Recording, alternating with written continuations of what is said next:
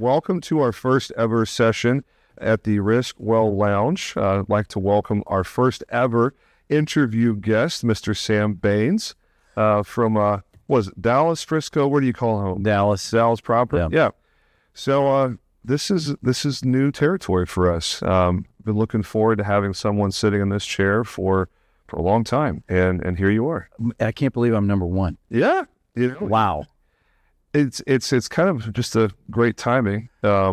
Let's share just a little bit about how you and I met as a wonderful little accident in Providence. How in the world did you get connected with Hugs Cafe? I know that you had said that when you and I spoke last October, that you have a very successful company, Baynes Capital, and you do a whole lot of activity here in the local area, and that you were looking for a place to make a large charitable contribution, and you chose Hugs. How did that come about? So, yeah, well, thanks for having me. Yeah. And number one, too. Wow, I feel very privileged. So anyway, it's an interesting story. It's probably too long for the time that we have today. Yeah. But I'll try to shorten it up a little bit. Okay. So it actually came about where I was on the website of a very large firm here in Dallas, another kind of private investment firm, and just kind of that I'm a huge fan of. Okay. And I know, can I throw that name out there? Absolutely. Yeah. Okay. So it's Salmons Enterprises. Okay. So anybody that knows Salmons here in Dallas, it's a Dallas company. And Charles and Elaine Salmons started that company a long time ago.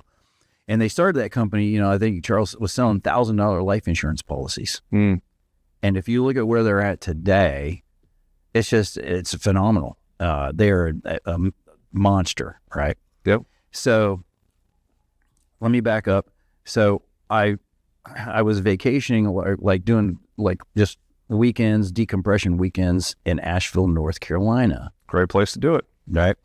And so staying at the Grove Park Inn. The Grove Park Inn was built by E.W. Grove, early 19-somethings, or I'm trying to think, 1917, something like that. Mm. And so as I'm there, I'm a huge history buff. And what happened there was Charles and Elaine Salmons bought that hotel. So it's a historic resort. And so I'm reading all the history and blah, and that's how I came to be such a huge fan of Charles and Elaine Salmons. And so I was on their website clicking through, and they had a corporate responsibility page.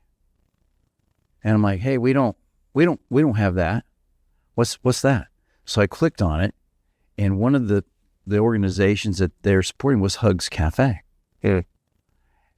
And so they had 3 on there, and I'm like, but if it's good enough for Charles Salmons, it's good enough for us. Yeah. Because we were looking to do something.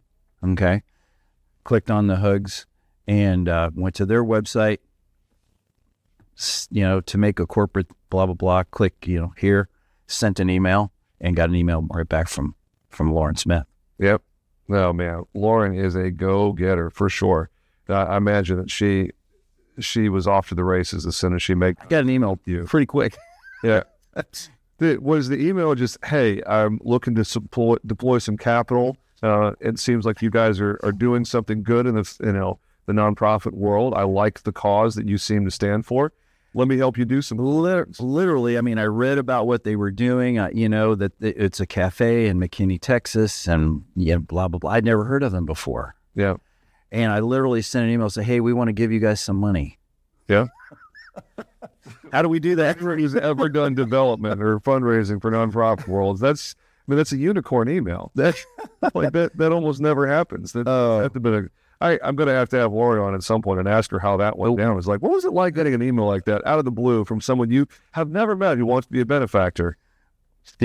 She would definitely be a great person to have on for sure. And that's how it happened. And she fired me back, say, I'm Lauren Smith from Hugs Cafe, and we'd love to talk to you and blah, blah, blah. And I said, well, that's great. I said, I'll be in your neighborhood. I'd like to come see the cafe. What was your first experience at Hubs like? Coming in from outside of the McKinney area, you're not really familiar with the thing at all. What was your first impression? So went over to the cafe, and you've been there. It's a very small place. Yep. It's very I would say nondescript. It's not big, flashy, nothing like that. Yep. And walked in, and she was there. But just when I walked in, the first impression was just the genuine. The genuine. I'm trying to think of the word. They were so genuine. Yeah. Right. The love, the welcoming. It was just an amazing experience, and met Lauren and had a sandwich, and I don't think I actually ate that much at that lunch, James, but she listened to our story, and I heard about their story. Yeah. And 2.5 hours later, I walked out of there. Man. So the funny thing is, so I was walking down the street back to the parking garage in McKinney, and I did one of those, right? Because I'm like, oh, you idiot. Like, you just blurbed all, like, that's too much. Yeah. First meeting, but she's a lovely person. I am a big fan of transparency and just living your authentic life and let the chips fall where they fall. And seems like it worked out pretty well for you. You found a great cause to support with people that you seem, proud to be involved with. Oh, completely. I mean, they are what they have done. And so at that time, it's been almost a year to the date, yeah, really, when that happened. And just see what they have done in the last year is amazing. Yep. Yeah, and I can't say enough about them and their leadership. Yep. Ruth, Lauren, the whole team, the whole board, the board. Just they're national now, and so we're so proud and blessed to even be a small part of that. Well, and just the way that the whole happy accident where one of the producers for the Kelly Clarkson show happened upon them accidentally and then decides to put them on the show, and then they get national press. Yeah. And now we see the capital campaign was announced at the gala, back in, was it February? I think it was. Yep. February. Where they've got their global headquarters that's going to be under construction soon, and the greenhouse and all the things that are happening there. It's not just a cafe anymore. No, it is not. And just recently, the cafe is going to get a full remodel coming up soon. So it's amazing. I can't say enough about Lauren. She's a great leader. Love Hugs. Grateful to have a shout out with them. Yes. So just a Hugs conversation. This is a Sam Baynes interview. Oh, well, I appreciate it. That's how you and I met. So of course we're going to start there. Right. How in the world did you get to this point in your career? Everybody that I know in the business world, they look forward to being where you are now very successful in your business. You lead a wonderful, high caliber team. You're doing what you want to do in your career, and you're in a position to be stroking large checks to nonprofits that align with your values and beliefs. But that didn't happen overnight. I know that it took decades of hard work and determination and vision, and probably lots of people pouring into your life over the years. What's the Sam Baynes come up story? Like, how in the world did you get started in business? How did you decide I'm going to be an entrepreneur? What was that like for you? So, man, it was right out the gate, to be honest with you. I mean, I started working as a young person, 10 years old. I was doing the same thing. Well, maybe not the same thing kids do today, but, mowing grass, shoveling snow. Yep. I lived up north at that time. I was born in Illinois, southern Illinois, and then moved around. My dad moved the family around, but started that kind of that entrepreneurial thing, earning money. Mm-hmm. Right. Didn't grow up with a lot of money. We had enough to eat, clothes on our back, but anything extra, it was up to you, right? So I started working at an early age, and then pretty much, determined I was going to work for myself. And I always have worked for myself my entire life. I mean, I did a little bit, a little stint right out of college at a company, and then a little bit at another, where part of a deal, I sold the company and I had to stay there for a little bit. Mm-hmm. But So started from an early age. Let me back up just a little bit. Okay. Where did you go to college? What did you study? What at that point in life, what was your plan? You already decided I'm going to be an entrepreneur. I'm going to do my own thing. But what did that look like? I didn't want to go to college. Yeah? At all. I mean, I was earning money and cranking right along. I mean, I knew I wanted to be in business from an early age, but Mama was, you got to go to college or whatever. So I wound up at that point in my life, I was living in Cincinnati, Ohio. And so just enrolled at the University of Cincinnati, did that. Well, I was successful, but I'll be honest, I'm just being straight up. My junior year, I'm like, man, I could be making money, right? So left college, started my first legit company. Basically, I was a junior in college at that time, and just launched and crushed my mother. But So she's fine. Was this when you got into the insurance world, or was it something else first? No, it was something else first. I mean, easy entry. I had a small landscape company that I started, which grew rapidly till we had multiple people, blah, blah, blah, blah, blah, and all that kind of stuff. And then that kind of really just kept growing and growing and growing till we wound up in heavy highway construction. Really? Yeah. Right-of-way construction, doing the heavy stuff. How we do concrete, non-fab, or is it something else? We did concrete. We did our niche was heavily engineered geotechnical design build. Really? Yeah. Boy. Basically, all that means is that's a lot of fancy words. It means if Walmart wants to build a super center on the side of a hill, Yeah. we can make that happen. No, We didn't do any vertical though. people have to have a lot of vision for that. Architecture doesn't come immediately easily to a lot of people. So, your vision, for lack of a better word, has got to be impeccable to see those opportunities, to even have a chance at those RFPs with those big companies. Yeah, it was kind of a interesting. So when I started in college, I didn't know what I should go for, right? So back then, the big upcoming thing was computer programming. Completely wrong fit for me. Yeah. You don't strike me as a computer programmer. Not at all. Business would have been the thing to do, but so that was an interesting thing there. But really, the company just kind of leaned. There were some opportunities that came our way, and I kind of leaned into that. Yeah. On the geotechnical side, I'm not an engineer by trade. I'm a field engineer. Yeah. So we had our engineers would design stuff, and I'd go out and then tell them what we needed to do. You're the guy who talks to the engineers and moves things along. Right. There you go. Yeah. I mean, it's kind of like what we do in the insurance world, where we're not the ones who are actually underwriting the policy, but we talk to the underwriters and help things move along. Yeah, your field, you're engineering. There you go. Yeah. So social engineering, sales engineering, Exactly. risk engineering, for lack of a better term. That's where the value comes in any enterprise, I think, is that hands-on, okay, here's how we normally do it, but here's the way we need to do it. Yeah. For the benefit of the client. So you've done the landscaping thing, and what did it look like when you decided, hey, you know what? Maybe I exit this venture, cash out and do something else.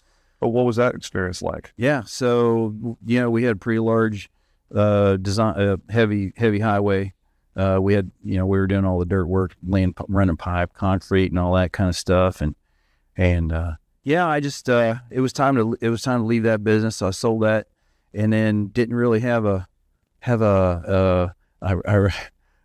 means of income, other active income at that time. So looking around for the next adventure. I knew I wanted to do a 180. I didn't really want to be at the mercy of the weather anymore. There's challenges with every enterprise, and interesting. I was sitting in my insurance lady's office, making adjustments because we didn't need this and that and blah, blah, blah. And she says, so what are you going to do now? So I don't know. I'm looking around for the next thing. And you and I were talking off camera about this just a minute ago. And she's like, well, do you ever think about insurance? I say, no. So that was my answer too. No. And my next question was, how much money can I make? And she said, it's a get rich slow scheme. She's like, not much. That was the wrong answer, wasn't it? Oh man, that's funny. So that's how and so I started taking a look at that and oh my goodness.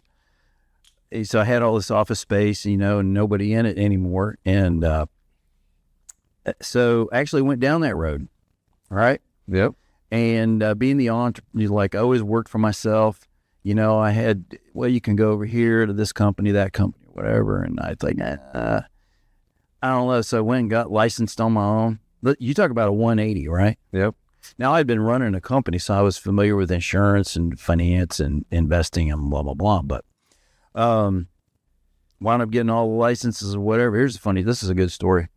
So I got all that done, right? And I'm like, okay, we're in business, right?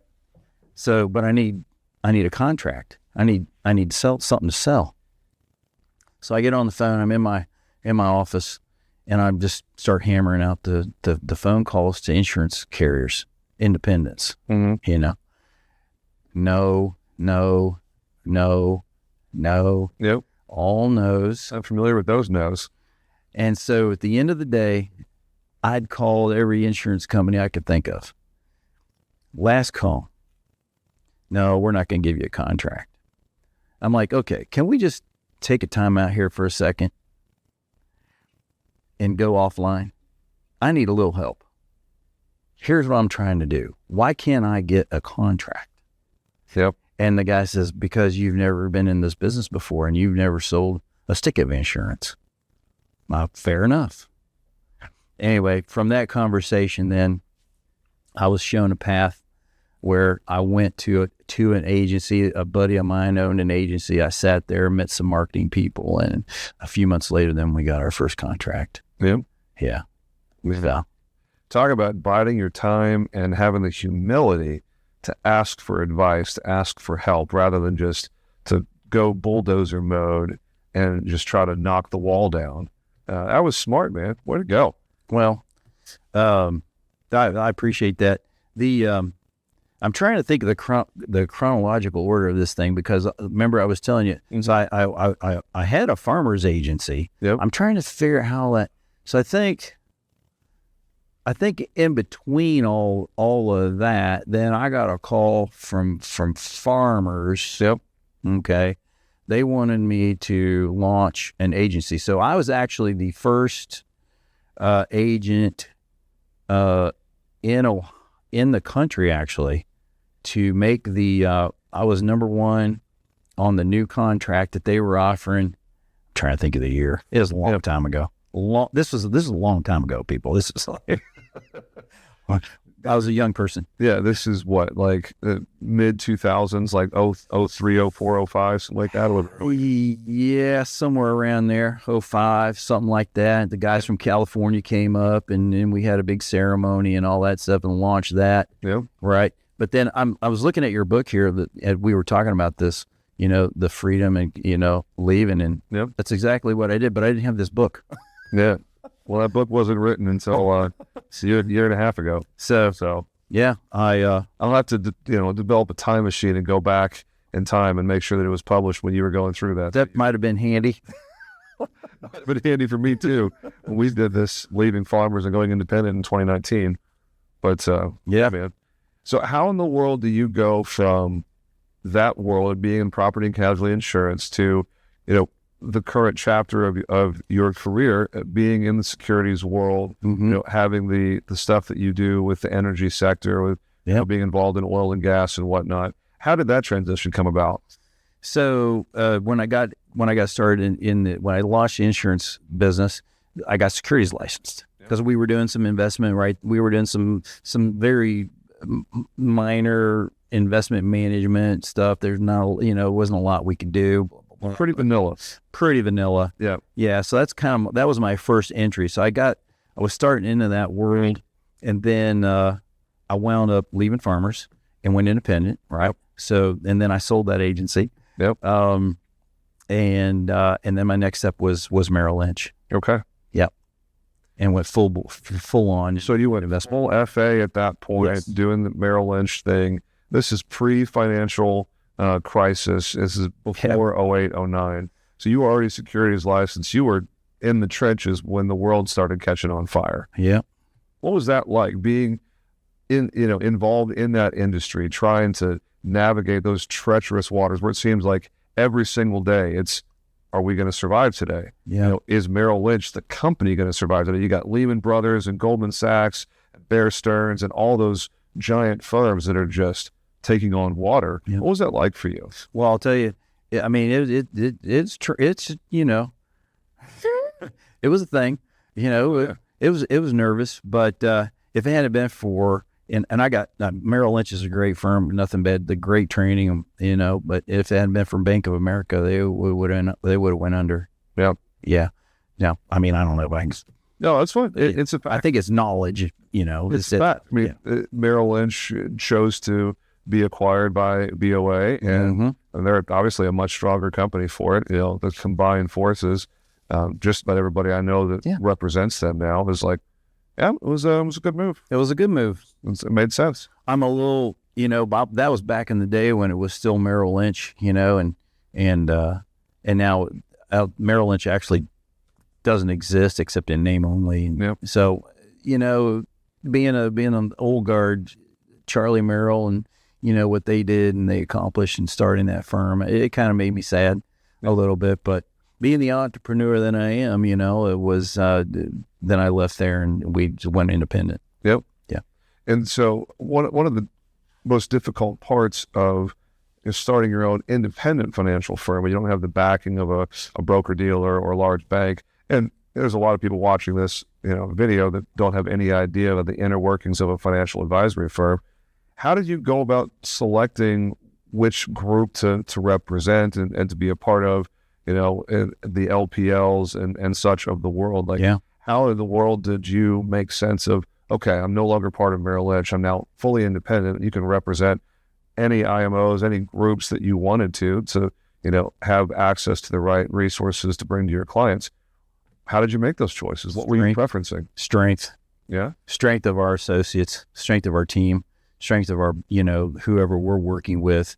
As far as, LPL, we were with LPL. Oh, really? For a small length of time. Yeah, I mean, for our clients, we want strength and stability of our custodian. And for another we can dive deep into the inner workings of an investment advisory firm, but sure, we don't custody any assets of our we use custodians. Sure. So you are an RIA. You're a registered investment advisor. You make your money not on the commission or selling a product, but as a fee based on assets under management. Yeah. Which I strongly prefer. Yeah. It makes you unbiased. You don't necessarily care which product they get. You're a lot more agnostic and a lot better able to make advice from an objective perspective. Yeah, as a fiduciary, which we are. Yeah. As you are as well. I mean, we give advice in the best interest of our client. And that's the rule. And so yeah, it's interesting that you say unbiased, because I like, people ask us, well, we give unbiased, bespoke investment advice and asset management. Yep. And full transparency, I used to be a financial advisor when I was a farmer's agent. It always seemed weird to me that property and casualty insurance agents were dipping their toe in the FA waters and trying to pretend like they had a clue what they were doing. Obviously, Farmers is a broker-dealer model because of just the nature of what they are. They're an insurance company offering life insurance and related products. And I think one of the big things that we had access to back then was American funds and whatnot. Yeah. But that whole model, the broker-dealer model, where the person who you're talking to is making a commission for selling you a product, it didn't make sense to me when I was the one selling the product and dealing with all of the conversations where we're trying to act like we're financial advisors and we're going up against the RIAs of the world, the full-time professional financial advisors and asset managers of the world. Whereas like, I'm an insurance guy. Like, let's talk about business insurance and risk management. It's like, Farmers, I don't want to sell a financial product. I don't feel like I'm an expert at that. Please stop trying to make me sell a financial product so I can make my bonuses. And it's like, the RIA model, just thinking about it, model against model, from a customer perspective, I want somebody who's getting paid more when I win more. And when my assets grow, my advisor makes more money. The whole idea of paying someone a commission for selling me a product, it just seems kind of icky to me. Yeah, it's icky and antiquated. And the whole, but that's the way it was. And we're not a broker. And a lot of times, one of the biggest things at our firm, and for me personally, is education. We want to educate investors and folks in the ways of how the system works. A lot of people want to understand, it's complicated, the securities world, the investing world, and there's a lot of, if you're not in the know, how are you going to make this happen? So I'm huge on education. Anybody's welcome to pick my brain, and I will tell them the straight stuff on how all this works. Yep. And if it works out mutually beneficial, that's great. But we want to be on the same side of the table as our clients. Yeah. So we are fee only. We don't. If you do better, we do better. We're not pushing any particular product, and that was one of the reasons I left the broker dealer world. As you know, Merrill Lynch is a broker dealer, but LPL is a broker dealer. Yep. And we just didn't want to be restricted in what we're able to provide to our clients, because when you have handcuffs on, so to speak, maybe you can't offer exactly what the client needs to reach their objective. Yep. So that was the big reason why, and of course, being me. Yeah.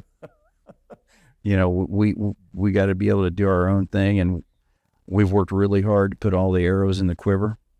So to be able to use for our clients to help them reach their objective. We see all the same data every other firm does, and there's a lot of good firms out there, but there's a lot of bad firms. Mm-hmm. The difference is our team has combined centuries of experience and expertise in their particular area. Yep.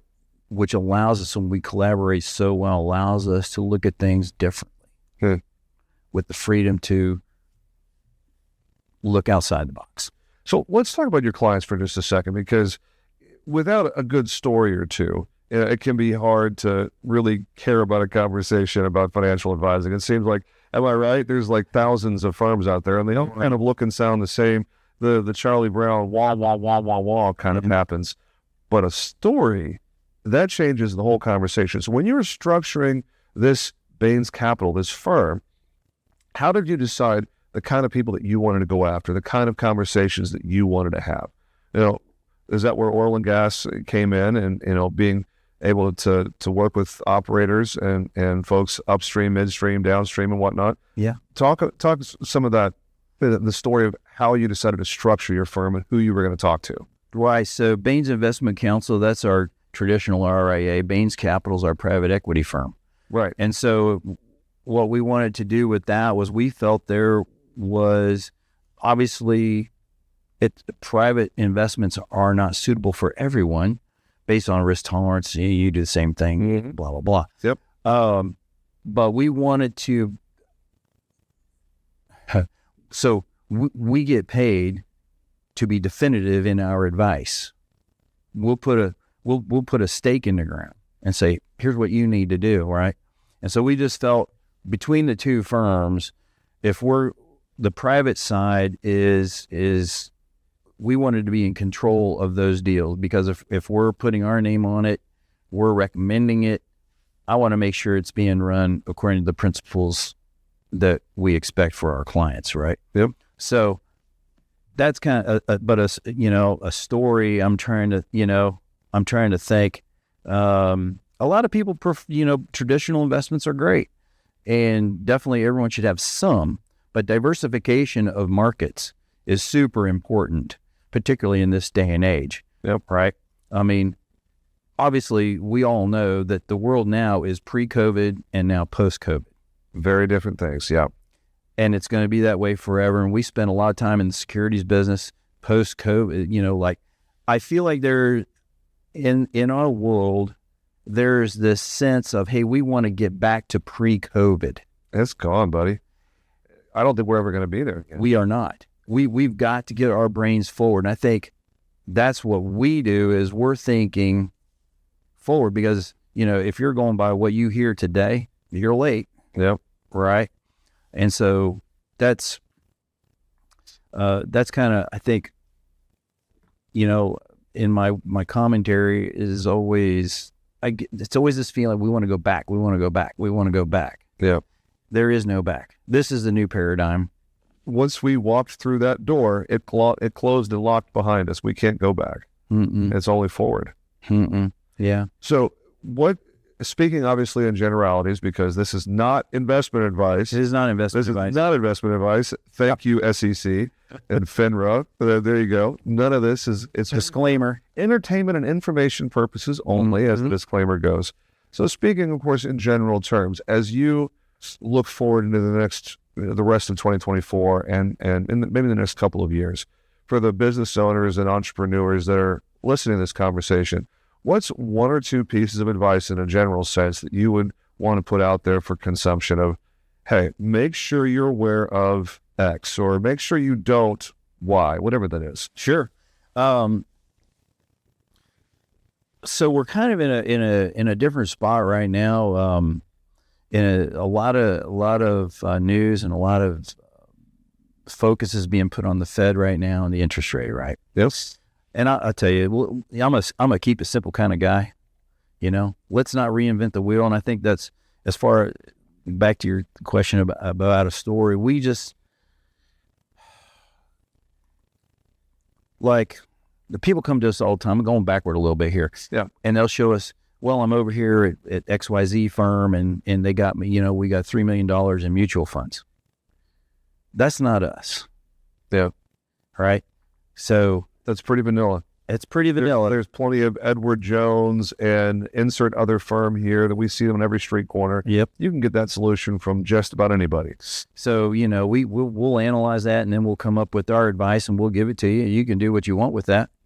Right. Again, back to if it's mutually beneficial, but going forward, back to this question, here's what's going on right now. I'll give you I'm going to write this weekend, but I'll give you a preview. Oh, cool. So what's going on right now with the markets? April was not a good month.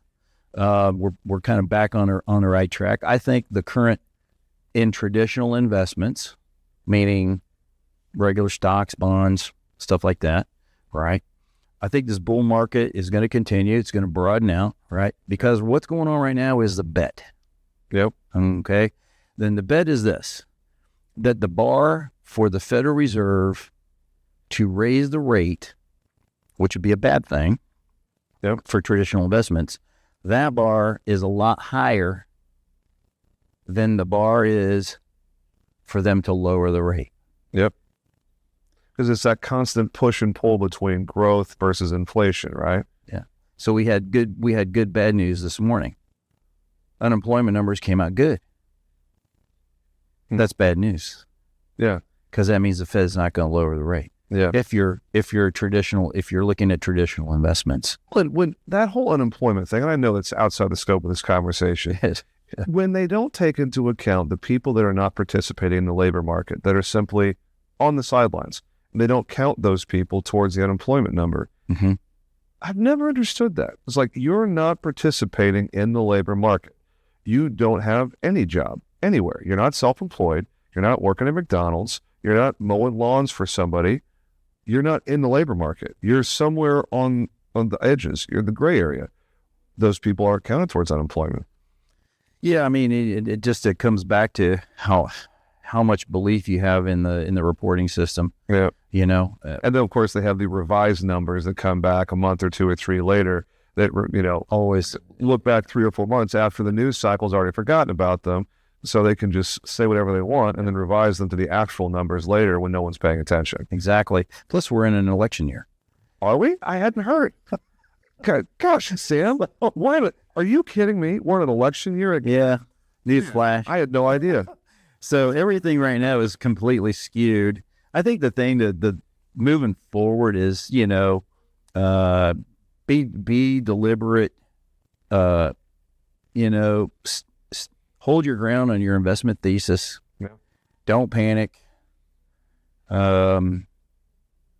look at the numbers, accept the new paradigm that we're in. Yep. Forget about the past, move forward. Yep. You know, where things go. There's a lot of great opportunity right now. In particular, we're in bonds, you know, which I'm an equities guy. Mm-hmm. I'm an individual stock guy and portfolios and stuff like that. But there's some good opportunities in individual bonds. Now, we don't use mutual funds, so I want to qualify that for everybody. When I'm talking about bonds, I'm talking about individual bonds, individual CUSIPs. Bonds. Correct. Yeah. So last question, and I'll let you go because I promised you about 40 minutes of runtime, and we're Really? close to it. One of the hottest topics in the entire financial world right now is GameStop and the insanity that is coming with the short squeeze and all of these whales that have their positions, and then activist investors, grassroots, nobody, Joe Blow investor with $1,000 to spend. What is your take on the insanity of the GameStop story and all the derivatives of people that are in similar situations where somebody decides to short a company and then Joe and Jade investor go, oh, no, you're not. You're not going to short that company. We're going to flip your position and just create complete insanity, blowing up the value of these companies and making, like the guy, I forget what his name is, it's been all over the news. This guy went from like $30,000 of initial capital a few years ago to being worth almost $1 billion because of the inflated value of GameStop. It's an absolutely insane story. Yeah, it is. I mean, in our world, in our companies, we're ignoring it. I mean, it's noise. I mean, if you can make money on it, go ahead. That's not what we do. You're not traders. Playing the trading, the shorting, the leverage game. No, I'll be honest with you. I could throw up numbers against anybody who's in that game. Yeah. And over the long run, I'll beat you. It scares the hell out of me, dude. The idea. They only remember the wins. Oh, yeah. But the idea of playing the leverage game, of having these, cute little stories, was like, why don't you just invest and do something that's sustainable and makes sense with your big picture goals? I'm not surprised that was your answer, but it just seems like a whole bunch of noise. It's noise. It is. I'll be honest with you. I'm not sure it's even legal. It looks like a pump and dump to me, but whatever. Somebody's going to make a whole lot of money. And a lot of people are going to lose. A lot of people are going to get screwed. That's what it is. Yeah, that would not be something that we would be partaking The in. volatility exists. It doesn't seem like anything that a legitimate RIA will be talking about. Yeah, that's not what we do. Yeah. There you go. Yeah. So we want. Any final thoughts before we wrap this thing up? Thank you so much for having me. This is so much fun. I hope we can do it again. Yeah, man. We did 40 minutes and we wouldn't even touch. We got a lot of stuff. Yeah, we left a lot out. Now, I know that you're not a fan of self-promotion, but I'm going to just completely invite you to look right there at that camera and tell people where they can find you if they want to have a conversation about what Baynes Investment Counsel. So Baynes Investment Counsel, that's our regular RIA. Yeah. And then Baynes Capital, that's our private equity firm. That's our private investments, mainly energy, oil and gas. That's where the energy comes out. Yes, sir. And so if you want to call me direct, 214-471-0376. Okay. You have a little bit of uncertainty in your eyebrows. I just got that number. Yeah. So that's why I'm trying to remember. You rattled it off with confidence, didn't you? 21. Yeah. You'll look up your number. You have the other number though. Oh, I have the old one. Yeah. So you have the old. Well, you can reach me at the old one. 513. No, okay. Okay. Use the new one. Yeah. Cool. So what's the number one more time? 214.